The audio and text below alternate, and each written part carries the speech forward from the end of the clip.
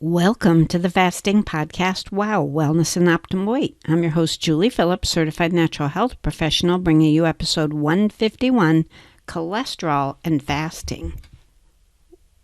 There was a huge wake-up call for my relative on the cholesterol statin medications that they were taking.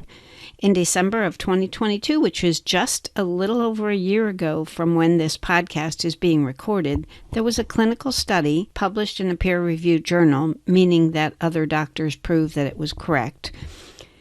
It proved in the study that many medications for cholesterol and for other topics were causing neuropathy.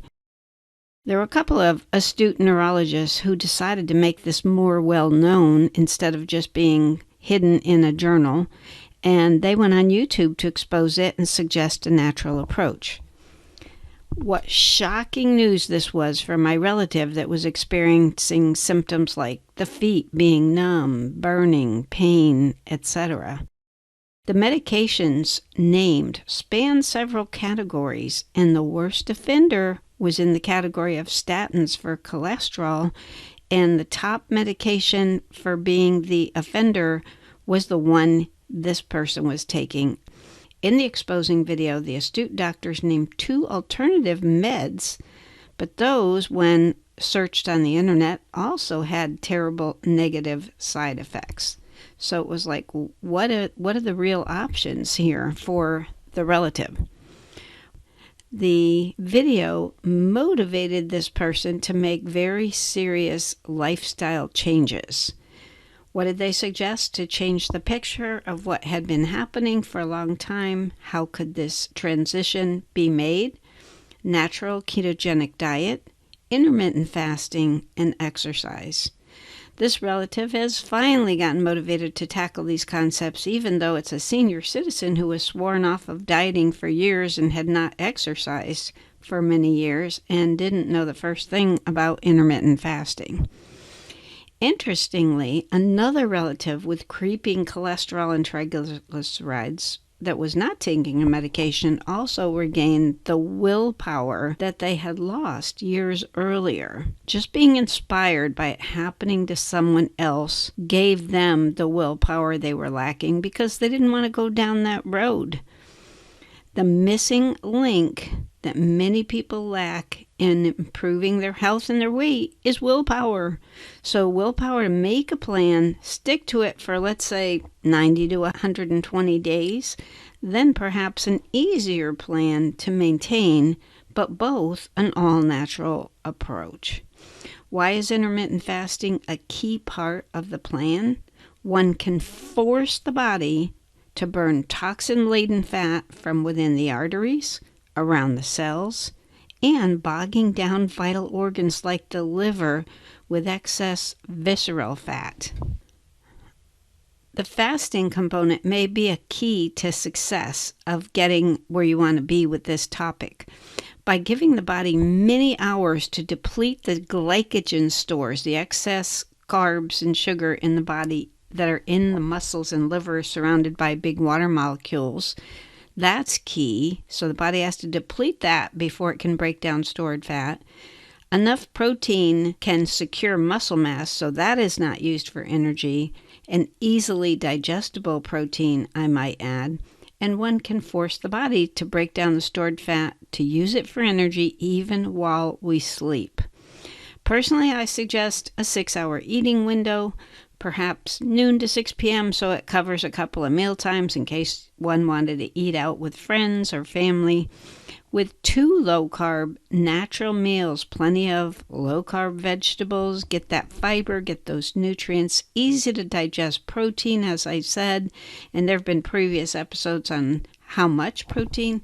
No snacks is what I personally believe is the right approach. Most of the time is what really counts, not just one occasion. The bowels need to be open, plentiful pure water, and plastic bottle water is not plentiful pure water in my opinion. Sound, sufficient sleep, and what we need of sunlight. The 6-hour eating window leaves 18 hours to accomplish burning off those glycogen stores and then the stored fat, which could be in the clogged arteries. For aggressive forcing of the fat and toxin burn, one could consider a 24-hour fast, a 72-hour fast, or multiple days. A leading cancer expert believes that a 7 to 10-day water fast per year reduces the risk of cancer 99%. Wow. But before considering that, you would need to make sure you're eligible for a water fast and consult your health professional of choice. Cholesterol is really a crucial item in the body with good uses, such as providing structural elements in the brain and the nervous system, shuttling fat-soluble nutrients inside of the cells. It's an essential building block for hormones. It helps make bile acids to help digest fat. And surprisingly, one study showed that high cholesterol in seniors is linked to better cognitive function. Some believe that ideal cholesterol levels got lower and lower over the years, resulting in more people taking the cholesterol medications. I'm not saying that's true, but I am personally a believer of that approach as well. One natural health professional suggested ranges, and you can get a copy of this at the website we'll mention at the end. LDL, instead of the traditional Google on the internet number, ideal might be 100 to 200, the LDL. And I think of LDL as something we want to be low because it's not the best form of the cholesterol. The VLDL between 5 and 30 milligrams per deciliter. HDL, and I think of the H as high, some people think of it as happy or helpful, ideal maybe 55 to 80. Triglycerides, 40 to 80. Total cholesterol, anywhere between 180 and 300. Now, that's not going to match up to what you'll see on your own little lab reports in the portals. But what's really important is ratios of one thing to the other. So in the same perspective, the ratio of LDL to HDL is 3 to 1, but even better is 2 to 1.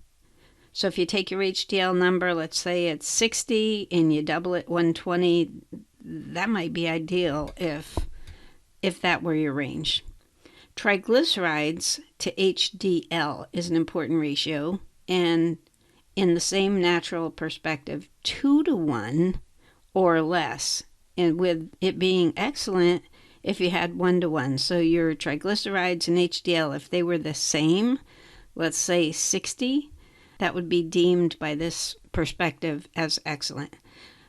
And I strongly urge you to get a body composition scale to check your visceral fat, especially, and the other parameters, but your visceral fat plays into the whole picture about the cholesterol, and we know that fatty liver is involved in the risk factors.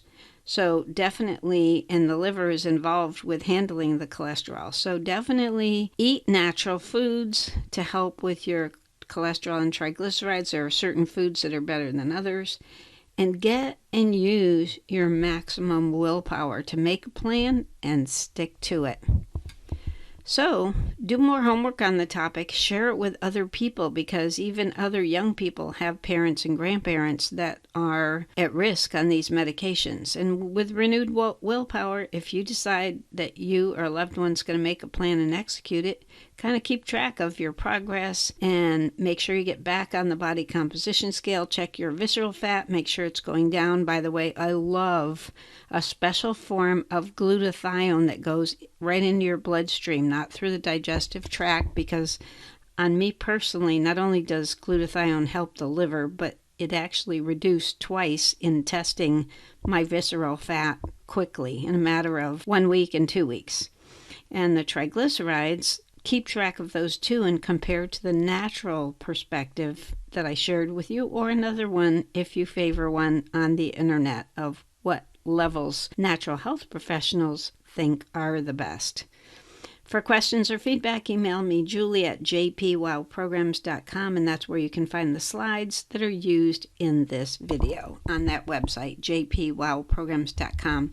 Stay positive, focused, and determined, because where the mind goes, energy flows.